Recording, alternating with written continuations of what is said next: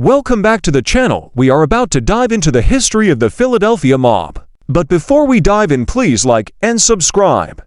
In the early 20th century, the city of Philadelphia was home to a thriving Italian-American community. It was in this community that the city's mafia organization, known as the Philadelphia Mob, was born. Salvatore Sabella is credited for being the first official boss of the family. At this time, turf wars and violence was rampant in Philadelphia. Sabella migrated from Sicily after killing his boss in 1905 and serving 3 years for his crime. Once in the United States, he had a short stint in New York until settling in Philadelphia. The mob continued to grow and gain territory through gang wars. The Philadelphia mob had become a powerful force with influence in politics, business, and law enforcement. In 1959, Angelo Bruno was made boss. This started the golden age of the Philadelphia mob. Known as the Gentle Dawn, Bruno tried to make violence his last resort. But everyone knew he ran Philadelphia with an iron fist. He was always fair and paid his men extra to stay out of the drug business. He was ultimately killed in 1980 after being set up from within the family.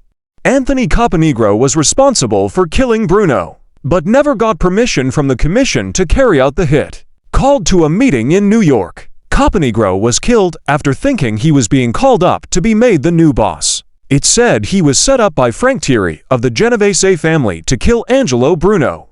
During the next few months, the family had Philip Chicken Mantesta as boss, until he was blown up with a porch bomb planted under his porch. In 1981, Nicodemo Nicky Scarfo became boss after a short internal war. From 1981 until 1990, Nicky turned Philadelphia into a killing field, while also expanding into gambling in Atlantic City and drugs. During his reign, you had guys like Salvatore Testa, Nicholas Nick the Crow Caramondi, and Philip Lenetti striking fear into every major crew in the city. One crew led by Harry Riccobene decided to keep their turf and go to war with Nicky Scarfo. But after crackdowns and everybody in the Riccobene crew either dead or imprisoned, the war was over. Nicky Scarfo was brought down in 1990 after fear from his own people and too much attention caused law enforcement to act. Scarfo was hated by most of the guys in the end because he killed his own men, such as Salvatore Testa and Vincent Falcone, to name a few. But he brought a paranoia and a dark stain over the family. In the 90s, it was just more internal conflicts with Joseph Joey Merlino and John Stampa fighting for control of the family. This caused another war, leading to the organization's downfall. Ralph Natali took over in the 2000s, but ended up cooperating.